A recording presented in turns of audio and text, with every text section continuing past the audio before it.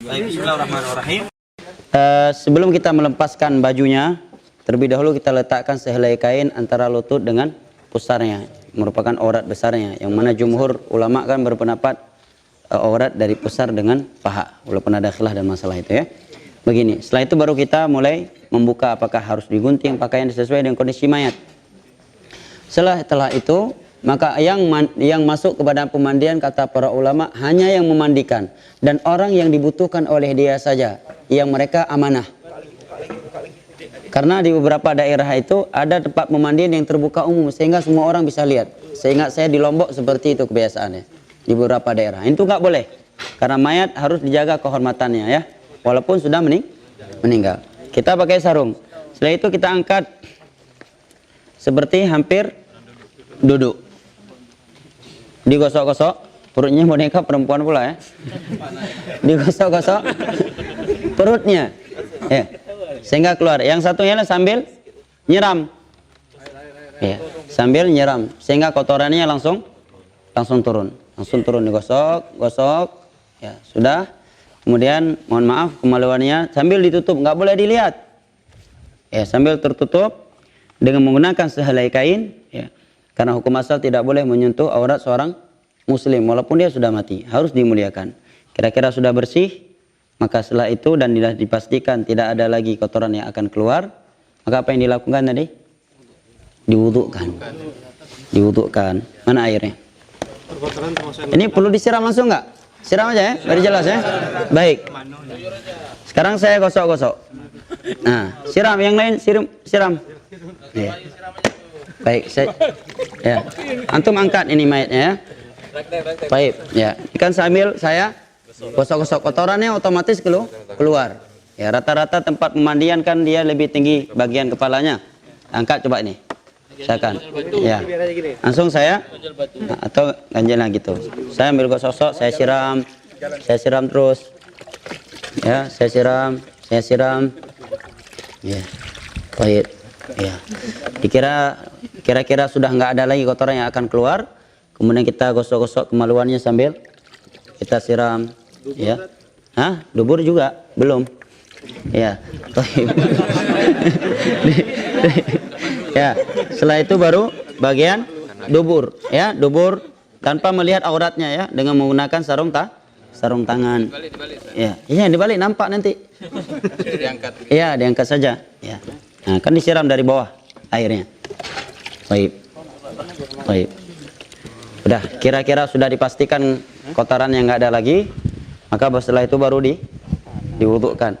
Kita buka sarung tangan kita karena tadi yang kotor, kita wudukkan seperti wuduk salat. Ada niat untuk wudukkan banyak, Ustaz. Apa? Ada diniatkan untuk wuduk banyak. Ya tadi kita udah bismillah dan niat kita memang pemandian jenazah tanpa diucapkan karena niat adalah amalan hati. Baik. Di tangan 3 kali kan? 3 kali kan sunnah. 3 kali.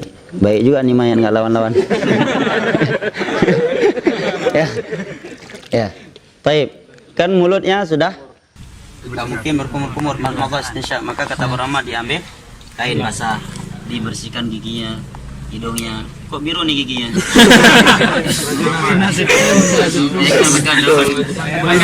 Jamblang.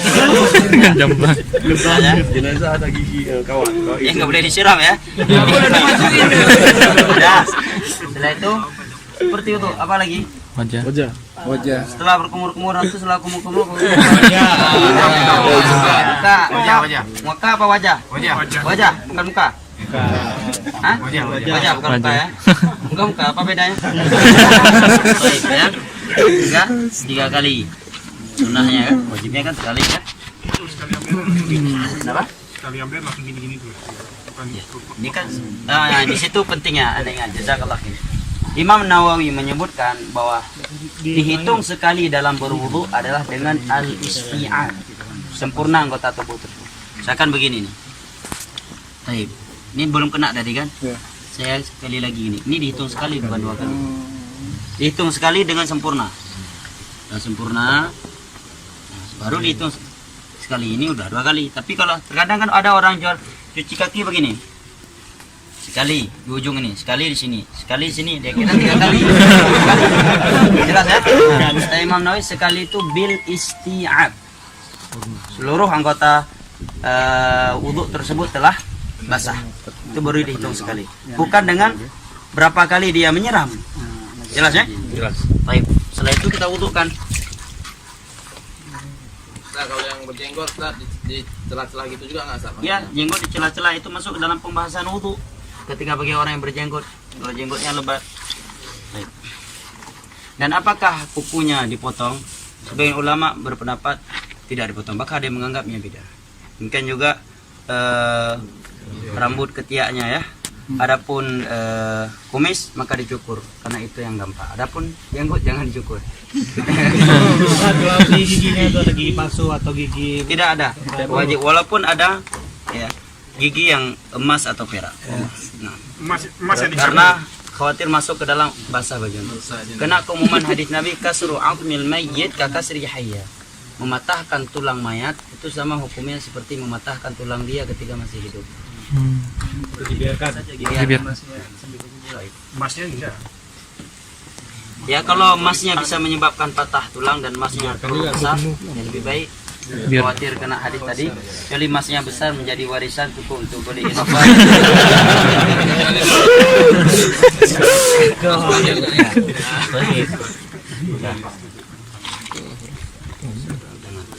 Kemudian kita wudhukan kepala yang seperti wudhu sah.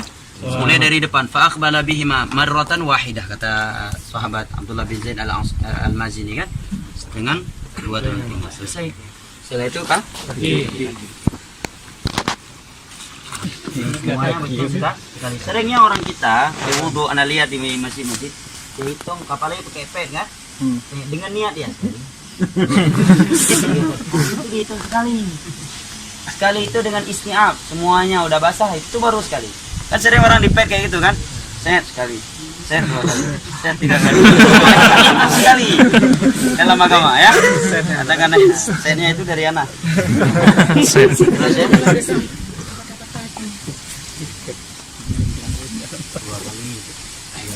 Saya wudhu, diapain?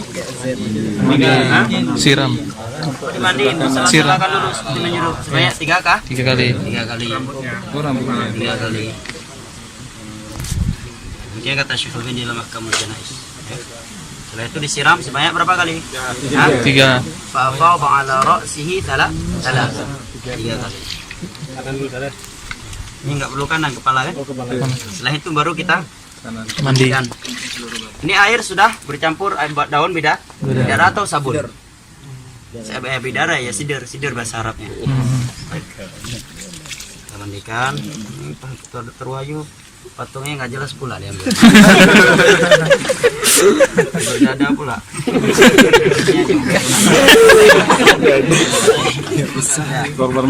Korban mutilasi. Ini belum dihitung sekali ya, belum. Kita balik. Bantu kan nggak mungkin anda mandikan sendiri. Pelan-pelan.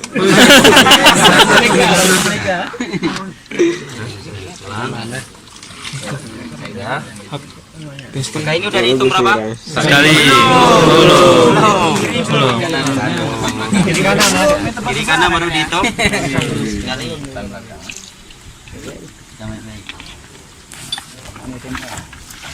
Hitungannya bukan dengan gayung ya. Bil isti'ab. Balik. Pelan-pelan, lumayan nih.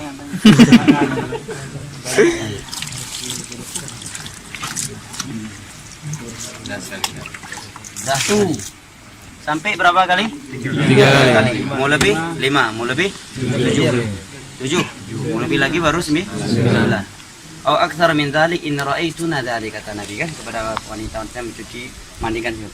Kalau lebih dari itu yang penting ganjil. Kemudian yang terakhir batu ambil air kafur. Mana air kafur baru tadi? Tadi udah 7 kali ya. Nampak ada kotoran lagi. Nah, kalau ada kotoran lagi maka diulangi lagi. Demikian kata para ulama. Diulangi dari Dan kata para ulama, kalau sebagai ulama menyatakan kalau kotoran tersebut nggak mungkin bisa ditahan, maka dimasukkan sehelai kain agar kapas, atau sehelai kain agar tidak keluar lagi. Termasuk darah, Ustaz. Kalau darah nggak? Karena darah bukanlah pembatal. Wudhu saya ulang lagi juga. Wudhu ya. Dari awal Ustaz. Mandinya dan wudhunya. Jelas ya? Nah, sekarang air kafur. Udah ada ini air kafurnya. Bukan isi Berarti kalau 3 kali air yang berkapur barus, yang keberapa? Kelima. Ini udah lah ya, kan?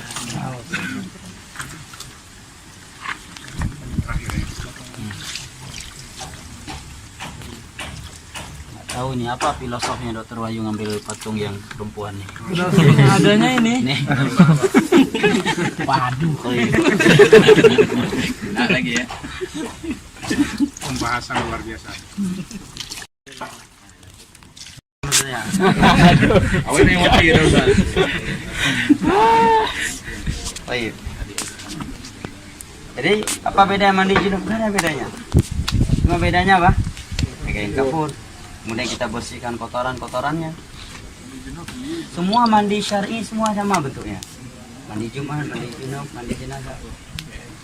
Cuma karena kita terkadang di masyarakat dibuat mindset seakan mandi jenazah ini kalau bukan ustadz besar, Pak Kiai, tuku besar, harus ada bunga ini, bunga itu.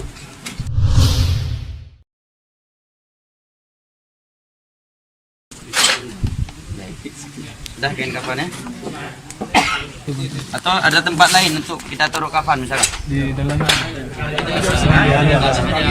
Sini aja. Sini aja. Sini aja langsung. Balik aja. Berarti ini angkat dulu. Balik kapan? Meja yang mana? bantu Ustaz. Pegang tadi ya. Bantu Ustaz. Biar mudah bagaimana? Taruh tadi dulu ya. Tali. Kalau ini tidak ada ketentuan khusus ya dalam masalah ini. Jadi yang diyakini tali yang harus sekian banyak, cara ngikatnya harus di kanan. Karena masyarakat kita ada yang yakini ikatannya itu nggak boleh di sebelah kanan, tapi di sebelah kirinya. Tidak ada ketentuan. Untuk ganjilnya Ustaz itu ada. Boleh. Kenapa? Ada yang ganjil. Itu enggak ada. Para ulama menyebutkan ganjil seperti beberapa kitab fikih yang saya baca 5 atau 7 kali. Tapi wallahu alam saya tidak mendapatkan dalil bahwa itu harus ganjil. Wallahu alam. Saya belum dapati, belum berarti tidak ada ya. Bantu pegang itu. Keringkan, basah-basah gini. Ya dikeringkan. Patung. Bantu pegang. Ya, kita turunkan kafan dulu. Baik. Satu. Dikeringkan. Ini dikeringkan nanti. Sebagaimana ketika putri Nabi meninggal kan Nabi mengasih satu kain. Para ulama menyebutkan di antara hikmah untuk dikeringkan. Boleh dari potong-potong. Baik.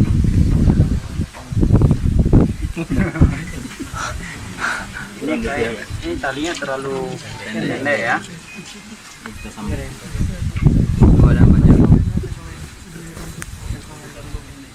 Baik. Wah, Lagi sama ini. 3 sudah. 3. Bukan kain hitam ya. Masya Allah. Ini tadi udah dikeringkan. Tutup semua Kak, nggak bisa ditempel gini Kak. Apa itu? Nggak ditindih kainnya, bisa dilenggangkan gitu. Tutup semua Insya Allah. Kalau gini kan nggak tutup semua kan. Enggak, kalau di begitu kan nanti mudah lepas. Yang jelas kafan untuk menutupi seluruh mayat, tidak ada ketentuan. Dan rata-rata kafan ini ukuran normal. Yang selama ini anak yang pernah anak mengkafarkan, anak melahirkan langsung begini, tidak dibesar-besarkan. Allah Allah. Baik, ini tadi udah dikeringkan, kainnya udah diganti ya, udah diganti. Baik, kita udah ganti kain kering, jangan buka dulu nampak auratnya. Ini udah nggak ada pakaian tentunya kan? Ini kain kafan dianjurkan memberikan banyak minyak wangi.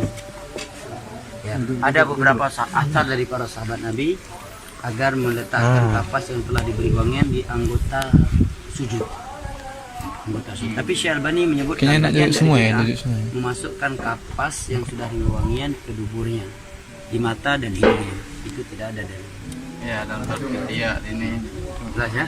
Tapi pada anggota wudu, anggota sujud itu ada asar dari beberapa sahabat tadi. Dan secara umum adalah memperbanyak minyak wangi. Bahkan sebagai ulama menyatakan andai kata seluruh kain kafan diberikan wangian maka tidak mengapa. Jelas? Baik, sebenarnya ulama menyebutkan juga agar di bagian kemaluannya ini diletakkan kapas yang berbentuk seperti sirwal. Ya, apa hikmahnya kapas yang berbentuk celana yang telah diberikan uangnya agar tidak mudah nampak kemaluannya dan tidak berbentuk ketika dilipat. Walaupun secara dalil tidak ada ketentuan yang seperti itu. Jelas ya? Kan dan saya kira rata-rata di masyarakat kita juga begitu. Saya lihat kemarin ketika sepupu saya dikapas, terus ini dibentukkan seperti celana yang tidak bersambung kan? Di bawahnya juga demikian. Di antara hikmahnya yaitu kemaluannya tidak nampak nantinya. Kemudian kotoran pun kalau andai kata keluar pas ini tertahan dengan itu, tidak menembus kafan. Maka dilipat.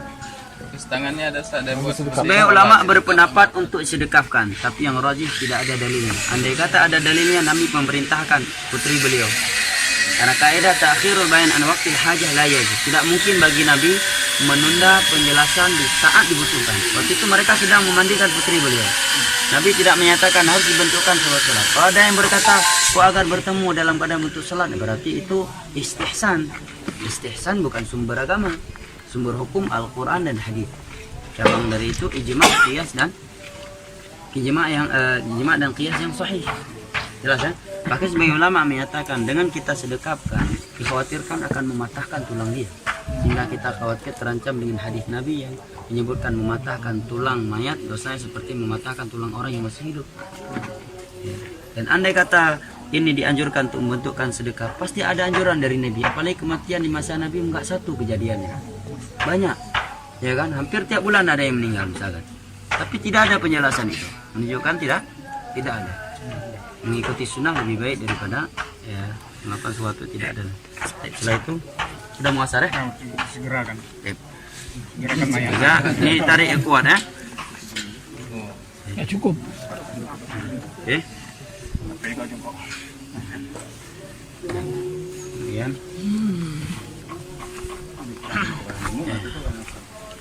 kemudian diikat.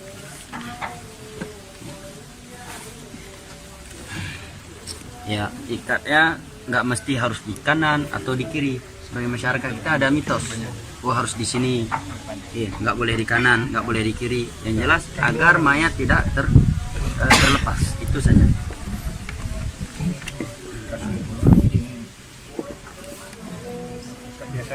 Yang paling ujung. Jadi usahakan kalau kafannya panjang, kata penama agar jadikan bagian kepala lebih banyak. Apa dalilnya kira-kira? Secara khusus saya sendiri belum pernah dapat dalilnya. Mungkin dalilnya bisa dijadikan dalil kejadian Musa bin Umair tadi. Kemudian Nabi mengutamakan bagian kepala dari bagian kaki ya. Diikat. ada juga orang lagi buat kayak sorban gitu. Ya, tidak ada dalil. Bahkan hadis Aisyah Nabi beliau menyatakan laisa fihi qamisun wala imamah. Nabi dipakai dikafankan tanpa gamis pakaian, tanpa imamah. Ya, dengan 3 lembaran pakaian yang suhuliyah kata Aisyah radhiyallahu anha. Baik. Ini dikasih wangian tadi ya. Di dalamnya ada wawangian. Jadi anggota sujudnya diberikan kapas-kapas yang telah diberikan wangian. Bahkan sebagian ulama menyatakan andai kata di seluruh kain kafan langsung diberikan wangian, minyak wangi, maka juga tidak mengapa. Karena untuk memuliakan. 6. Setelah ini diangkat mayat. Dan mengangkat mayat tidak ada harus dengan tandu khusus. Intinya yang memudahkan. Bahkan kalau kami di Yaman terkadang mayat langsung kayak gini, apalagi mayat anak kecil langsung begini kami bawa ke pemakaman.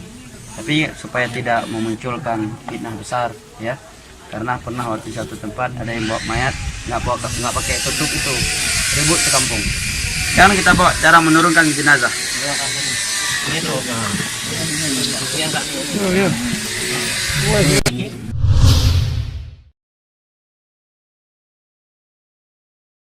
Sana ada orang turun berapa orang? Duduk baik, bukan dari kaki kuburan. Bismillah wa ala millati Rasulillah sallallahu alaihi wasallam. Terserah mau jongkok berdiri. Baik. Balik juga. Balik juga. Mayatnya dihadapkan ke arah kiblat. Balik juga. Diarahkan ke kiblat. Itu kiblatnya. Kiblatnya sana mereng, sana mereng. Karena ada. Taruhlah ke sana ya kiblatnya, ke sana. Baik. Tidak ada ketentuan anak korban yang pertama kali melempar, tidak ada. Yang dianjurkan seluruh yang ikut ini dianjurkan untuk melemparkan sebanyak 3 kali lemparan. Maka lebih afdal tadi apa? Lahat. Lahat kan langsung kita masukkan ke dalam. Begitu kita masukkan, misalkan kalau lahat, maaf ya. Lahat kan di sini kita buat. Di dalam ini kan kita buat lubang. Begitu kita masukkan mayat langsung ke dalam ya. Kemudian kita letakkan bulatan tanah di belakangnya. Kita bisa langsung narik dengan cepat. Ingat tidak mengenai mayat. Boleh syik, boleh lahat. Cuma lebih afdal lahat. Apa dalilnya lebih afdal lahat? Nabi yang menyatakan lahat untuk kita, syik untuk selain kita. Kemudian mayoritas mayat di masa Nabi menggunakan lahat bukan syik. Jelas ya? Ya, maka lahat lebih afdal. Maka sambil ini ada satu yang sambil duduk dengan jamaah yang lain atau yang sebagian yang berdiri berceramah mengingatkan akan kematian. Begitu selesai, maka satunya mengingatkan berdiri untuk mendoakan si mayat. Nabi menyatakan selalu tidak ada. Ya. Tidak ada azan dan itu salah satu bid'ah. Tidak ada satupun mazhab yang mengadankan. Ya, demikian juga talqin mayat ya. Karena sekarang secara logika dia sekarang udah masuk ke alam barzakh, alam balasan. Berarti kalau kita mentalkinkan dia, kemudian dia menjawab, berarti masih ada kesempatan untuk beramal dong. Lalu apa maknanya orang kalau udah mati putus sudah kesempatan untuk beramal? Kalau kita ada manfaat talqin, nanti kalau datang ditanya jawab begini, begitu. Kalau sempat dia jawab, oh ya, langsung lari. Yang talqin pun hilang dia, ya kan? Berarti timbul pertanyaan, berarti bermanfaat dong. Berarti ada kesempatan untuk bertobat setelah kematian. Padahal Nabi menyatakan kalau mayat ruh sudah sampai ke rongkongan, pintu tobat sudah tertutup. Berarti bertentangan dengan mana hadis tersebut. Lebih dari itu Nabi tidak pernah mentalkin. Anaknya meninggal Ibrahim, cucunya, putrinya, para sahabat yang lain, demikian juga para tabi'in. Di sana ada yang beralasan membaca Al-Quran di atas kuburan, yaitu perbuatan Amr bin As. Riwayat Imam Muslim. Tetapi para ulama menyatakan ini anjuran individu sahabat. Perbuatan sahabat bukan sumber hukum. Apalagi perbuatan individu sahabat yang menyelisih mayoritas para sahabat. Khulafa ar-Rasyidun tidak melakukannya. Mayoritas para sahabat tidak melakukannya. Cuma beliau yang meriwayatkan, mewasiatkan agar dibacakan Al-Quran di atas kuburan beliau. Itu perbuatan individu yang diselisih oleh para sahabat Nabi. Yang lainnya tidak melakukannya. Kemudian kata para ulama, masyarakat kita sekarang sudah baca Al-Quran di atas kuburan, ditender lagi kuburannya, lebih parah lagi. Ya, bayar, ya, dan seterusnya. Maka selesai dikuburkan, selesai pula ceramah. Kemudian salah satu mengingatkan, doakan saudara kita, dia sekarang akan ditanya, dan mohonlah kepada Allah agar dia dikokohkan dalam kuburnya. Setelah itu pulang, selesai. Setelah itu baru ada anjuran untuk bertakziah. Selesai penguburan, nggak ada yang sulit. Ustaz, kalau ini kuburan kan biasanya ada ini Ustaz kejadian berair Ustaz. Itu boleh nggak dibuat kayak peti gitu? Bahkan sebagian para ulama menyatakan kalau yang Syafi'iyah malah keras, nggak boleh ada hal-hal yang bersifat kayu. Kenapa kalau ada air? Andai kata sekarang ini bersih, besok datang tsunami kena air juga. Sekarang kering, seminggu setelah itu ada tsunami, kena air juga. Dan itulah makna firman Allah, kami ciptakan mereka dari tanah, kami kembalikan ke tanah. Jadi tenggelamkan aja langsung Ustaz. Kalau airnya ya, Ada air kan terapung mungkin Ustaz, nanti. nggak mungkin terapung. Kecuali boneka seperti ini yang Ustaz, kecuali airnya bisa dihilangkan.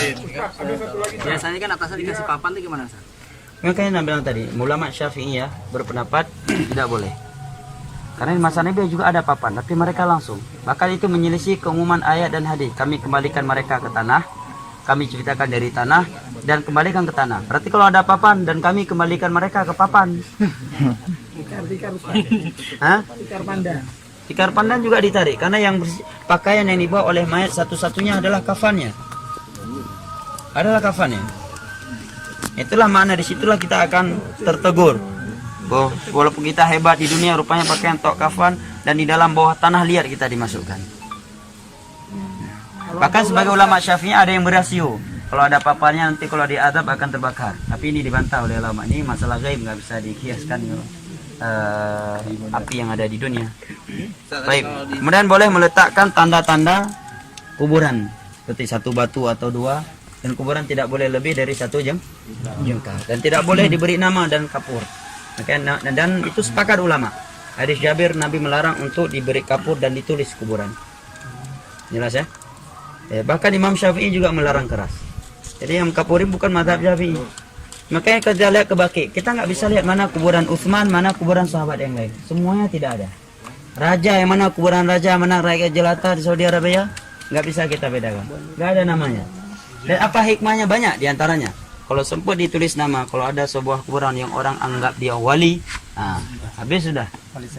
Jadikan sumber kesyirikan. Wah, ini kuburan. Tapi Syiah aneh ya, mereka kalau di Baqi udah ada buku petunjuk di mana Ali, di mana sahabat ini, sahabat itu yang menurut mereka ada ini kelebihan dan seterusnya. Ustaz, tadi kan nggak boleh ada kayu, Ustaz. Itu kalau kita masukkan ke sini kan biasanya ada orang-orang taruh kayu gini, Ustaz nih. Kenapa nggak dengan tanah saja? Itu nggak boleh juga berarti, Ustaz ya? Kalau dikatakan nggak boleh, ya nggak ada larangan. Tapi kalau dia menggunakan kayu, ya. Kemudian ada pertanyaan, kenapa nggak langsung tanah? Kenapa nggak tanah langsung? Ini lah tanah air. Baik, walaupun ada kayu, nanti dia terjepit nggak dengan tanah? Terjepit juga. Terjepit juga. Dari tanah ke tanah dan ke tanah. Mazhab Syafi'iyah dalam mazhab Syarah Muhadzab, ulama keras menyatakan tidak boleh dimasukkan kayu. Tapi kalau mereka memasukkan tanpa ada keyakinan tertentu, ya di sini kan nggak masuk beda, karena mereka tidak mengkaitkannya dengan nilai-nilai agama. Jadi masalahnya kalau mereka kaitkan kayu-kayu tersebut dengan nilai-nilai agama, ini membutuhkan dalil karena sudah berkaitan dengan keyakinan. Tapi kalau sekedar dia biar nggak terbalik, ya boleh-boleh saja. Sudah setelah penuh tanah boleh dinyanyi Ustaz untuk rapikan. Ya, tidak mengapa untuk dikeraskan. Langsung sekalian aja tanahnya. Sekalian ya, dua-dua ini dikuburkan dulu. Sudah selesai kan? Ustaz, dalam kuburannya berapa, Ustaz? Dalam kuburannya? Kedalaman Quran para ulama mengatakan al-a'maq. Sedalam-dalamnya dengan standar kira-kira binatang buas tidak akan bisa mengoreksinya. Kalau sekarang bukan sekadar binatang buas. Ada orang-orang yang mencari ilmu gaib untuk dan di antara bidah para ulama sebutkan adalah menjaga kuburan 1 malam pertama. Tetapi untuk sementara sekarang ini, kalau kita tahu di sebuah tempat ada dukun-dukun jahat, dia akan mengorek mayat untuk ilmu dia, maka kita jaga bukan karena meyakini ada anjuran menjaga, maka tidak mengapa, tidak masuk ke dalam kebidahan yang disebutkan oleh Syekh Al-Albani dalam Ahkamul Janaiz. Karena beberapa daerah ada ilmu, bahkan di Yaman pernah kejadian di Aden, kuburan seorang wanita dikorek kembali dan mohon maaf diperkosa dia. Ya udah mati karena emang dia wanita yang sangat cantik di kota Aden itu. Dari cerita saya nggak lihat kasusnya, saya diceritain oleh Ahmad At-Tabaki, salah satu guru ana orang kota Aden, Yaman. Ini memberikan fitnah wanita itu sangat bahaya kan? Kenapa orang tahu dia cantik? Karena dulu nggak nutup aurat. Coba kalau ketika dia hidup pakai cadar, kan orang nggak tahu. Ya, menunjukkan penjagaan Allah kepada wanita yang menjaga aurat dia. Diperkosa dia. Dia udah mayat. Na'udzubillah min dzalik. Nah. Kalau di bawah itu misalnya ada binatang berbisa, kita nuruninya pakai tambang gitu boleh? Tidak mengapa, selama kita tidak meyakini hal-hal tertentu kan. Ya, tapi kalau binatang buas dipukul dulu, diusir dulu. Bahkan Nabi menyatakan uqtul al-aswadaini fi shalah. Bunuh kalajengking dan ular walaupun kalian sedang sholat, apalagi di luar sholat. Dalam sholat disuruh bunuh mana? Walaupun kata Imam Syafi'i ketika kita ingin mengambil kayu membunuh ular, kita sudah menghadap ke selain kiblat, kita nggak perlu membatalkan sholat. Tetap saja kita lanjutkan sholat tersebut. Mana kiblatnya? Kenapa? Kalau dengan menurunkan tali itu apa talinya? Kadang-kadang ada kejadian talinya juga dikuburkan, Ustaz. Ya kalau mereka kuburkan karena memang sulit untuk ditarik lagi, bukan karena ada keyakinan tertentu, ya nggak masalah.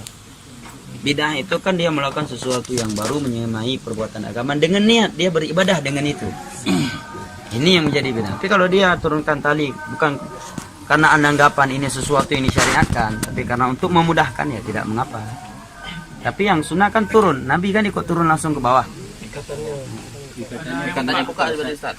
Sebagai ulama menyebutkan dibuka ikatannya, walaupun benangnya nggak ditarik. Tapi kalau kita melihat kepada hadis tadi, tidak ada anjuran untuk melepaskan. Wallahu a'lam. Tidak ada. Keumuman, kalau kita melihat keumuman hadis, tidak ada dibuka tali pocongnya. Dan itu mitos ya, masyarakat kita kalau nggak buka tali potong jadi pocong katanya. Itu mitos. Tapi ada beberapa ulama menasihati kalau memang nggak dibuka jadi fitnah besar, ya maka dibuka saja. Karena kita membukanya bukan karena ada anggapan syariat, dan membukanya pun tidak ada larangan. Ustaz, Nah, tadi kan ada apa? Misalnya kita ke Baki kan nggak ada papan nama gitu Ustaz ya. Berarti kita nggak disunahkan untuk ziarah kubur khusus untuk kubur misalnya orang tua kita gitu Ustaz. enggak, bukan begitu pemahamannya. Kita kan bisa tahu di mana kuburan orang tua kita. Nabi menziarahi kuburan.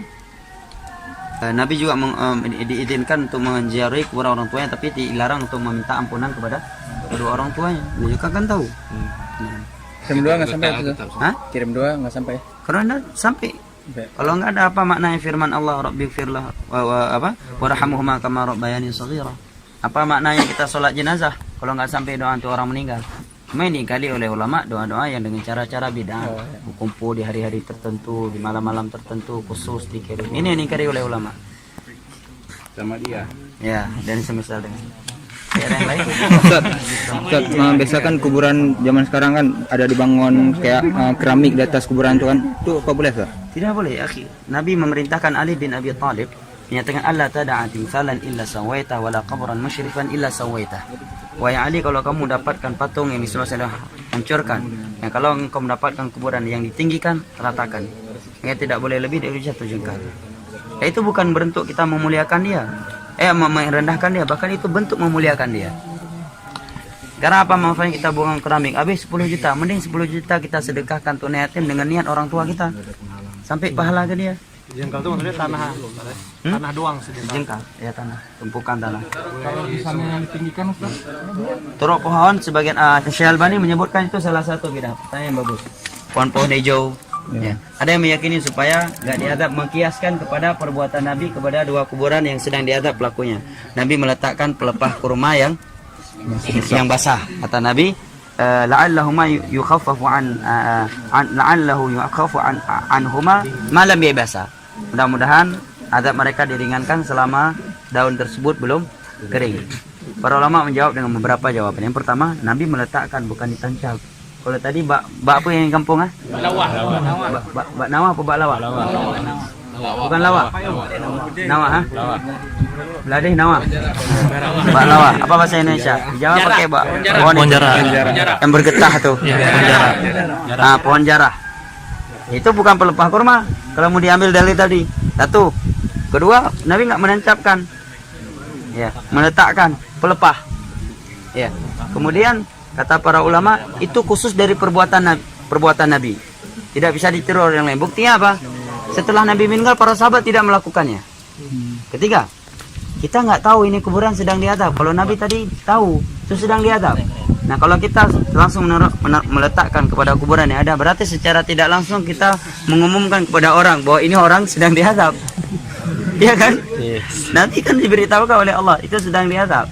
Kalau Anda berarti memberitahukan orang ini sedang diadab nih kuburan. Jelas ya? Ini masalah gaib, tidak ada yang mengetahui kecuali Allah. Nabi dapat wahyu dari Allah. Nah, wallahu a'lam bishawab. Ada yang lain? Ustaz, kuburan Nabi kenapa bisa di masjid Ustaz? Baik, Ahsan, pertanyaan sangat bagus. Nah, kuburan Nabi bukan di masjid, tetapi di kamarnya Aisyah. Karena khusus mereka para nabi di mana mereka meninggal, di situ mereka dikuburkan, tidak boleh dipindahkan. Kemudian di masa Abdul Malik bin Marwan masjid diperluaskan. Di masa Utsman diluaskan. Tapi bagian kamarnya Aisyah tetap nggak diperluaskan supaya nggak masuk kamar kuburan Nabi. Zaman Abdul Malik bin Marwan diperluaskan. Dan para ulama mengingkari. Tapi mereka tidak bisa mengingkari dengan keras karena unsur pedang di leher supaya tidak terjadi pertumpahan darah yang lebih besar. Tetapi setelah dimasukkan mereka buat tembok yang bersegi 3 sehingga orang tidak bisa menghadap ke situ. Sampai sekarang masjid Nabi orang nggak bisa menghadap ke kuburan Nabi. Ya, sudah ditembok sangat besar segitiga yang dia tidak bisa menghadap ke situ. Dan kuburan Nabi pun sudah sangat dalam sekarang dengan perubahan tanah yang sudah beratusan tahun kan. Nah, kedua, jangan jadikan dalil. Berarti kalau demikian sekarang kalau ada masjid ada di dalamnya kuburan yang sebelumnya kuburan itu tidak ada di dalam masjid kemudian diperluaskan sehingga dia masuk ke dalam masjid, berarti boleh dong sholat di situ seperti kuburannya Nabi. Kita jawab nggak bisa dikiaskan. Pertama, Masjid Nabawi punya nilai khusus kuburan Nabi punya nilai khusus. Adapun di selain itu, maka mana yang lebih terakhir itu dihancurkan. Kalau masjid yang terakhir datang masjid dirobohkan kemudian dibiarkan kuburan. Tapi kalau kuburan yang terakhir maka kuburan yang dipindahkan, masjid dibiarkan. Kenapa? Tabur bunga tasyabuh dengan orang-orang kafir. Siram air juga demikian, tasyabuh dengan orang kafir. Tak apa disiram air, apa dia perlu mandi lagi? Biar enggak disiksa. Insyaallah. Ya, begitu. Kalau selesai ini berdoanya menghadap kiblat semua nggak? Tidak ada anjuran. Kalau orang yang salah udah. Hah? Kalau ada orang yang salah. Nah, ahsan, masya Allah. Bagi ada adzan. Terakhir bagi orang-orang yang tidak dapat salat tadi boleh datang salat tapi nggak berdiri di atas kuburan. Di sampingnya, ya salat. Karena nggak ada ruku dan sujud di situ. Yang pertama. Kedua, ada dalil yang Nabi melakukan yang ketika ada seorang wanita yang hitam pekat meninggal tidak diberitahukan kepada Nabi. Kemudian Nabi menanyakan di mana kuburannya. Hadis riwayat Imam Muslim dari Abu Hurairah. Salat di kuburannya. Boleh juga Anda berjamaah. Ya. Jelas ya? Berapa kali sujud salat jenazah di kuburan? Nah, tidak ada sujud ya. Barakallahu fiik. Saya kira sampai di sini ya. Allahu a'lam bishawab.